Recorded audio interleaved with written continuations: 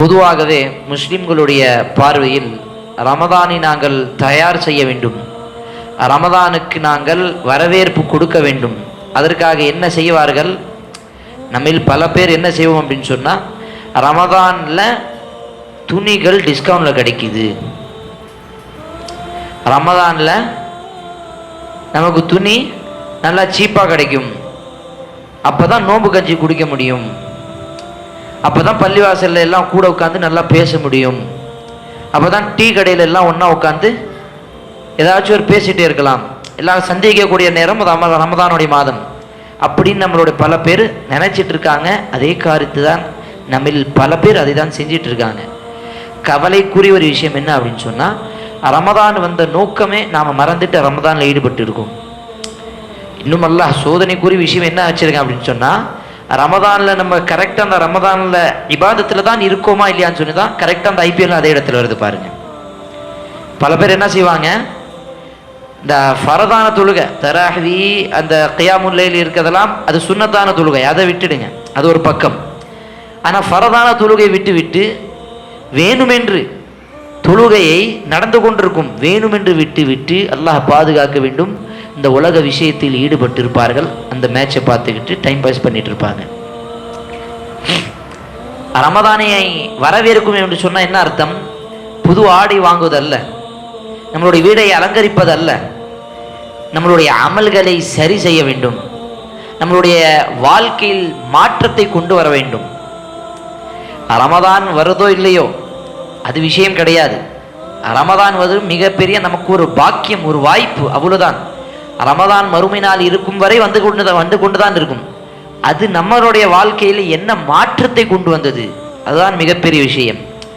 இன்னும் பல பேர் நம்ம எப்படி நினைச்சிட்டு இருப்பாங்க அப்படின்னா, இந்த ரமதான் வந்த உடனே எப்படியாவது நான் நல்ல நோம்பாளியாக மாறிடுவேன், நான் நல்ல தொழுவாளியாக மாறிவிடுவேன். ஃபஜ்ர் தொழுகைக்கு வராதவங்கன்னா தஹஜ்ஜுதுக்கு வருவாங்க. ரமதான் மாசத்துல தான தர்மங்கள் கொடுக்காதவர்கள் ரமதான் மாசம் வந்தால் போதும், ஜுமா வந்தால் 500 நோட்டு தான் கொடுப்பாங்க. அப்ப இந்த மாதிரி நோன்பு காலங்கள் வரும்பொழுது தான் நம்மளுடைய நன்மைகள் ஈடுபாடு அந்த ஆர்வம் அதிகரிக்கும். அது கரெக்டு தான், அது உண்மையான விஷயம்தான். ஏன் அப்படின்னு சொன்னால், ரமதானுடைய மாதமே எல்லாத்துக்கும் ஒரு காலம் இருக்கும் பொழுது நன்மை அதிகமாக சம்பாதிக்கக்கூடிய காலம் அந்த சீசன், அதான் ரமதான். அல்லாஹுடைய தூதர் ஸல்லல்லாஹு அலைஹி வஸல்லம் சொன்னார்கள், அதிகமாக நன்மை சம்பாதிக்கக்கூடிய ஒரு காலத்தில் இது ஒரு ரமதான் தான். அதனால்தான் இந்த ரமதானை அடைந்து எந்த ஒரு மனிதன் தன்னுடைய பாவ மன்னிப்பு கேட்காமல் இருக்கின்றானோ அந்த மனிதனுக்கு நாசம் உண்டாகட்டும் என்று அல்லாஹ்வுடைய தூதர் சபித்தார்கள். ஹதீஸ் எப்படி வருகிறது? பெருமானார் நபிகள் நாயகம் ஸல்லல்லாஹு அலைஹி வஸல்லம் மெம்பரில் ஏறுகிறார்கள். 3 தடவை 3 மெம்பரிலும் ஏறும் பொழுது ஆமீன் ஆமீன் என்று சொல்லுகிறார்கள். சஹாபாக்களுக்கு புதுமையான ஒரு விஷயம், இதற்கு முன்னால் இந்த மாதிரி பேசினது கிடையாது. சஹாபாக்கள் ரசூல்லாட்டை கேட்கும் பொழுது ரசூல்லா அவருக்கு பதில் சொன்னார்கள். வானவர்கள் ஜிப்ரீல் அலைஹிஸ்ஸலாம் வந்து என்னிடம் 3 விஷயத்தை துஆ செய்தார்கள், நான் அதற்கு ஆமீன் சொன்னேன். அதில் ஒன்று என்ன தெரியுமா? எந்த மனிதன் ரமதானுடைய மாதத்தை அடைந்து தன்னுடைய பாவ மன்னிப்பு கேட்காமல் இருக்கிறானோ, தன்னுடைய பாவத்தை மன்னிப்பு அவனிடம் அல்லாஹ்விடம் கேட்காமல் இருக்கிறானோ, அவனுக்கு கேடு உண்டாகட்டும் என்று அல்லாஹ்வுடைய தூதர் ஸல்லல்லாஹு அலைஹி வஸல்லம் சபித்தார்கள். பத்வா செய்தவர்கள் யார்? வானவர்களுடைய தலைவர் ஜிப்ரீல் அலைஹிஸ்ஸலாம். ஆமீன் சொன்னவர் யார்? நபிமார்களுடைய தலைவர் முஹம்மது நபி ஸல்லல்லாஹு அலைஹி வஸல்லம். 2 நபர்களுடைய துஆவை அல்லாஹ் சுப்ஹானஹு வ தஆலா அங்கீகரிக்க மாட்டானா?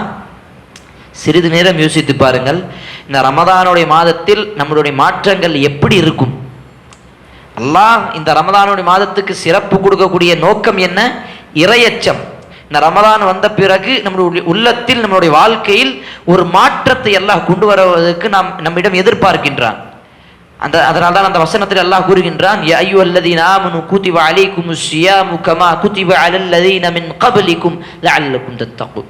நீங்கள் இறையச்சம் உள்ளவர்களாக மாற வேண்டும் என்பதற்காக தான் இந்த ரமதான்ல நோன்பு உங்களுக்கு கடமையாக்கப்பட்டது.